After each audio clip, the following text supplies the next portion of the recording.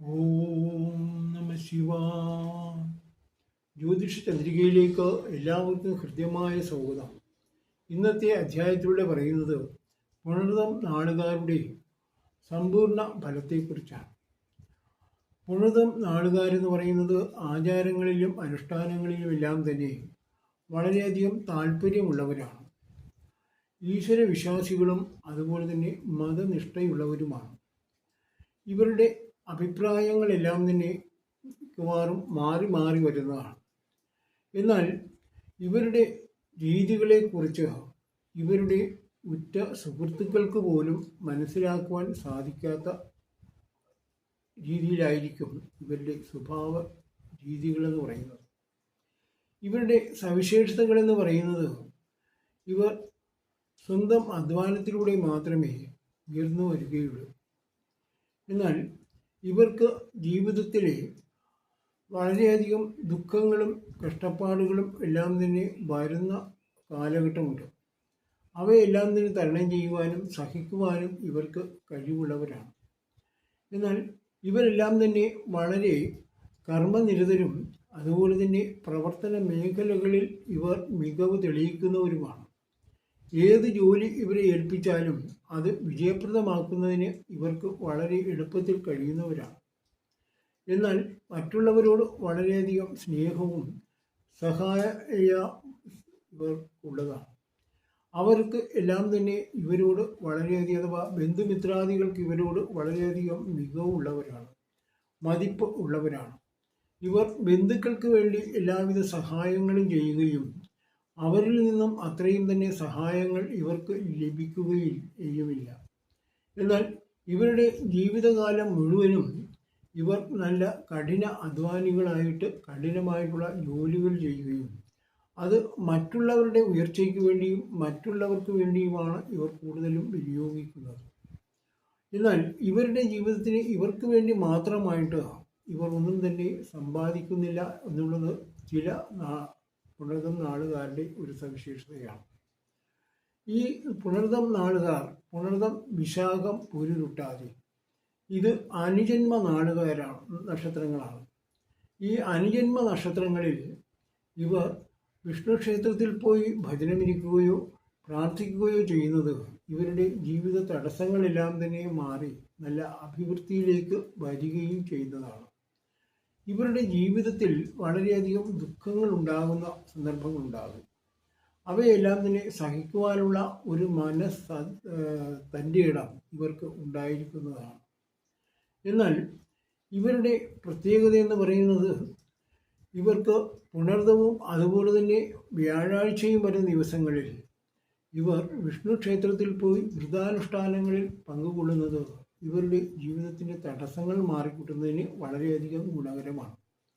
ആ തടസ്സങ്ങളെല്ലാം തന്നെ മാറിക്കിട്ടുകയും ഉന്നതികളിൽ നിന്നും ഉന്നതികളിലേക്ക് ഇവർക്ക് എത്തിച്ചേരുവാൻ സാധിക്കുകയും ചെയ്യും. ഇവരുടെ ദേവതയെന്ന് പറയുന്നത് അതിഥിയാണ്. മാത്രമല്ല ഇവർ ദേവഗണത്തിൽപ്പെടുന്നവരും സ്ത്രീ യോനിയിൽപ്പെടുന്നവരുമാണ്. ഇവരുടെ വൃക്ഷം മുളയും ഇവരുടെ മൃഗം പൂച്ചയുമാണ്. ഇവരുടെ ഭാഗ്യ നമ്പർ എന്ന് പറയുന്നത് 3, ഭാഗ്യ നിറം പച്ചയുമാണ്. എന്നാൽ ഇവരുടെ ഭാഗ്യ രക്തമെന്ന് പറയുന്നത് മഞ്ഞ പുഷ്യരാഗമാണ്. ആ ഭാഗ്യ നമ്പറിൽ ഇവർ എന്ത് പ്രവൃത്തികൾ ചെയ്താലും ഇവർ വിജയിക്കുന്നതായിരിക്കും. അതുപോലെ തന്നെ ഇവർക്ക് തിരുവാതിര നാളും അതുപോലെ തന്നെ വെള്ളിയാഴ്ചയും വരുന്ന ദിവസങ്ങളിൽ ഇവർ ഏതെങ്കിലും പ്രവർത്തനങ്ങളിൽ മേഖലകളിൽ ഏർപ്പെട്ടാലും ഇവരുടെ ജീവിതത്തിൽ വളരെയധികം വിജയങ്ങളുണ്ടാകും. തുടക്കമെന്ന് പറയുന്നത് ഏത് പ്രവർത്തനങ്ങളിലും തുടങ്ങണമെങ്കിൽ അവർക്ക് തിരുവാതിര നക്ഷത്രവും തിരുവാതിര നാളിൽ അതുപോലെ തന്നെ വെള്ളിയാഴ്ചയും വരുന്ന ദിവസങ്ങളിലായിരിക്കണം. മാത്രമല്ല ഇവരുടെ മറ്റൊരു സവിശേഷതകളെന്ന് പറയുന്നത് ഇവർക്ക് വളരെയധികം ധനവും സമ്പത്തുക്കളും എല്ലാം തന്നെ വന്നു ചേരുന്ന ഒരു കാലഘട്ടം കൂടിയാണ് ഇപ്പോൾ വരുന്നത്. കാരണം ഇവർക്ക് ഇവരുടെ നാള് എന്ന് പറയുന്നത് മിഥുനം രാശിയിലാണ്. മിഥുനം രാശി എന്ന് പറയുന്നതിലാണ് ഇവരുടെ നാളെന്ന് പറയുക. മിഥുനം രാശിയിൽ നിൽക്കുന്ന ഗ്രഹങ്ങളെന്ന് പറയുന്നത് വ്യാഴവും അതുപോലെ തന്നെ ചന്ദ്രനുമാണ്. അപ്പോൾ ഗജകേസരി യോഗമാണ് ചന്ദ്രകേന്ദ്രി ബൃഹസ്പതി. അപ്പോൾ ഗജകേസരി എന്നുള്ള യോഗമാണ് ഇപ്പോൾ ഇവർക്ക് വരുന്നത്. ആ ചന്ദ്രനും അതുപോലെ തന്നെ വ്യാഴമെന്ന് പറയുന്നത് കർക്കിടകം രാശിയുടെ ഉച്ചനാണ് വ്യാഴമെന്ന് പറയുന്നത്. അതുപോലെ തന്നെ കർക്കിടകം രാശിയുടെ സ്വക്ഷേത്രമാണ് ചന്ദ്രൻ എന്ന് പറയുന്നത്. സ്വക്ഷേത്രം ചന്ദ്രനും അതുപോലെ തന്നെ ഉച്ചൻ വ്യാഴവുമാണ്. ആ രണ്ട് ഗ്രഹങ്ങളും കൂടിയാണ് ഇപ്പോൾ ഇവരുടെ നാളിൽ നിൽക്കുന്നത്, അഥവാ ഇവരുടെ കൂറിൽ നിൽക്കുന്നത്. അതുകൊണ്ട് ഇവർക്ക് ഉന്നതമായിട്ടുള്ള പദവികൾ, ഉന്നതമായിട്ടുള്ള സാമ്പത്തിക മേഖലകളിലെല്ലാം തന്നെ മികവ്, ഇവർ വിചാരിക്കുന്ന കാര്യങ്ങളെല്ലാം തന്നെ നടക്കുക, ഇവയെല്ലാം തന്നെ ഇവർക്കിപ്പോൾ ഈ വർഷം വന്നു ചേരുന്നതാണ്. എന്നാൽ ഇവരുടെ രണ്ടാം ഭാവം എന്ന് പറഞ്ഞു, രണ്ടാം ഭാവം എന്ന് പറയുന്നത് കർക്കിടകം രാശിയാണ്. ആ കർക്കിടകം രാശിയുടെ അധിപൻ എന്ന് പറയുന്നത് ചന്ദ്രനാണ്. കർക്കിടകം രാശിയുടെ ഉച്ചൻ എന്ന് പറയുന്നത് വ്യാഴമാണ്. അവ കൂടാതെ കൊണ്ട് തന്നെ ആ രണ്ടാം ഭാവത്തിൽ നിൽക്കുന്ന ഗ്രഹങ്ങൾ എന്ന് പറയുന്നത് ബുധനും അതുപോലെ തന്നെ ആദിത്യനുമാണ്. അവ നിപുണ യോഗം ചെയ്ത് നിൽക്കുകയാണ്. അപ്പോൾ ധനപരമായിട്ടുള്ള ഉയർച്ചയാണ് കാണിക്കുന്നത്. കൂടാതെ കൊണ്ട് തന്നെ ഇവരുടെ 12ാം ഭാവം എന്ന് പറയുന്നത് ശുക്രനാണ്. 12ാം ഭാവത്തിൽ ശുക്രൻ നിന്ന് കഴിഞ്ഞാൽ ധനവും സമ്പത്തും ധാരാളമായിട്ട് വന്നു ചേരുന്നൊരു സമയമാണ്. മാത്രമല്ല ഇവരുടെ 3ാം ഭാവം എന്ന് പറയുന്നത് ചിങ്ങം രാശിയാണ്. ആ ചിങ്ങം രാശി എന്ന് പറയുമ്പോൾ അത് വളരെയധികം ഉയർച്ചയും അതുപോലെ തന്നെ അഭിവൃദ്ധിയും ഉണ്ടാകുന്നതാണ്. ചിങ്ങം രാശിയുടെ അധിപൻ എന്ന് പറയുന്നത് അത് സൂര്യനാണ്. ആ സൂര്യനാണ് ഇവരുടെ രണ്ടാം ഭാവത്തിൽ നിൽക്കുക. ആദ്യത്തിലാണ് രണ്ടാം ഭാവത്തിൽ സാമ്പത്തിക മേഖലകളെല്ലാം തന്നെ മികവുണ്ടാകുന്നത്. അത് ഇവർക്ക് വളരെയധികം നേട്ടങ്ങൾ ഉണ്ടാക്കി കൊടുക്കുന്നത്, ആത്മധൈര്യം ഉണ്ടാക്കി കൊടുക്കുന്നത്. എന്നാൽ ആ 3ാം ഭാവത്തിൽ നിൽക്കുന്നതാണ് കുജനും. അതുപോലെ തന്നെ ഇവരുടെ 3ാം ഭാവത്തിൽ കുജനും കേതുവുമാണ് നിൽക്കുന്നത്. ആ 3ാം ഭാവം എന്ന് പറഞ്ഞാൽ സഹോദര തുല്യമാണ്. സഹോദര തുല്യന്മാരായിട്ടുള്ള അത് 6ാം ഭാവാധിപനാണ് 3ാം ഭാവത്തിൽ നിൽക്കുന്നത്. ശത്രുക്കൾ സഹോദരന്മാരെ കൊണ്ടോ സഹോദര തുല്യരെ കൊണ്ടോ ഇവർക്ക് ശത്രുതകൾ ഉണ്ടാകുന്നുണ്ട്. ആ ശത്രുക്കൾ ഇവരുടെ 3ാം ഭാവത്തിലാണ് ഇപ്പോൾ നിൽക്കുന്നത്.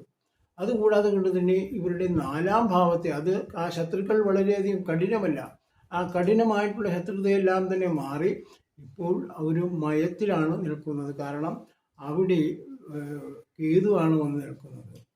എന്നാൽ ഇവരുടെ 4ാം ഭാവം എന്ന് പറയുന്നത് ഏതാണ്? 4ാം ഭാവം കന്നിരാശിയാണ്. കന്നിരാശിയുടെ അധിപനായിട്ടുള്ള ബുധനാണ് ഇവരുടെ 2ാം ഭാവത്തിൽ നിൽക്കുന്നത്. അതുകൊണ്ട് ധനസമ്പത്തുക്കളെല്ലാം തന്നെ വീട്ടിൽ വന്നു ചേരുന്നതാണ്. 5ാം ഭാവാധിപൻ എന്ന് പറയുന്നത് ശുക്രനാണ്. അതാണ് ഇവരുടെ 12ാം ഭാവത്തിൽ നിൽക്കുന്നത്. ആ ശുക്രൻ 12ാം ഭാവത്തിൽ നിൽക്കുന്നത് കൊണ്ട് ഇവർക്ക് വളരെയധികം നേട്ടങ്ങൾ ഉണ്ടാകുന്നുണ്ടെങ്കിൽ പോലും അത് സന്താനകാരകനായിട്ടുള്ള ശുക്രനാണ്. സന്താനകാരകനായിട്ടുള്ള ശുക്രൻ 12ാം ഭാവത്തിലേക്ക് വരികയാണ്. സന്താനങ്ങളെ കൊണ്ട് ഇവർക്ക് ദുഃഖം ഉണ്ടാകുന്നു. സന്താനങ്ങൾ കൊണ്ട് യാതൊരുവിധ നേട്ടങ്ങൾ ഇവർക്ക് വന്നു ചേരുന്നില്ല. സന്താനങ്ങളെ കൊണ്ട് വളരെയധികം ദുഃഖങ്ങൾ ഇവർക്ക് സംഭവിക്കുവാൻ സാധ്യതയുണ്ട്. എന്നാൽ ഇവർ എല്ലാം തന്നെ ബന്ധുക്കളെയും മിത്രങ്ങളെയും എല്ലാവരെയും സഹായിക്കുന്നവരാണെങ്കിൽ പോലും സന്താന തുല്യരോ സന്താനങ്ങളോ ഇവർക്ക് വളരെയധികം നേട്ടങ്ങളൊന്നും തന്നെ ഉണ്ടാക്കുന്നില്ല. എന്നാൽ ആ ശുക്രൻ എന്ന് പറയുമ്പോൾ മഹാലക്ഷ്മിയാണ്. മഹാലക്ഷ്മി ആയതുകൊണ്ട് മഹാലക്ഷ്മി ഇവർക്ക് വാരിക്കോരി എല്ലാം തന്നെ ധനം നൽകുന്നുണ്ട്. അതുകൊണ്ട് സന്താനങ്ങളെ കൊണ്ടുള്ള ദുഃഖം മാറുന്നതാണ്. ഇവരുടെ 6ാം ഭാവം എന്ന് പറയുന്നത് വൃശ്ചികം രാശിയാണ്. ആ 6ാം ഭാവം എന്ന് പറയുമ്പോൾ വൃശ്ചികം രാശിയുടെ അധിപനാണ് കുജൻ എന്ന് പറയുന്നത്. കുജനാണ് ഇപ്പോൾ 3ാം ഭാവത്തിൽ നിൽക്കുന്നത്. എന്നാൽ ആ 3ാം ഭാവത്തിൽ നിൽക്കുന്നത് കൊണ്ട് ശത്രുക്കളെ, സഹോദരന്മാരോ സഹോദര തുല്യരായിട്ടുള്ള ആൾക്കാരാണ് ഇവരുടെ ശത്രുക്കൾ. ആ ശത്രുക്കളുടെ എല്ലാം തന്നെ വളരെയധികം നേട്ടങ്ങൾ, പവർ ഇപ്പോൾ കുറഞ്ഞിരിക്കുകയാണ്. 7ാം ഭാവാധിപൻ എന്ന് പറയുന്നത് വ്യാഴമാണ്. ആ വ്യാഴം ഇപ്പോൾ ഇവരുടെ കൂടെയാണ് നിൽക്കുന്നത്. അതിൻ്റെ കൂടെ ഇവരുടെ 2ാം ഭാവാധിപനായിട്ടുള്ള ചന്ദ്രനും നിൽക്കുന്നുണ്ട്. അതുകൊണ്ട് ഇവർക്ക് ഗജകേസരി യോഗമാണ് നിൽക്കുന്നത്. ആ ഗജകേസരി യോഗത്തിൽ നിൽക്കുന്നത് കൊണ്ട് ഇവർക്ക് ദോഷങ്ങളെല്ലാം തന്നെ മാറിക്കിട്ടി സമ്പത്തുക്കളെല്ലാം തന്നെ വന്നു ചേരുന്ന ഒരു സമയമാണ് ഗജകേസരി യോഗം. അതായത് ചന്ദ്രകേന്ദ്രേ ബൃഹസ്പതി.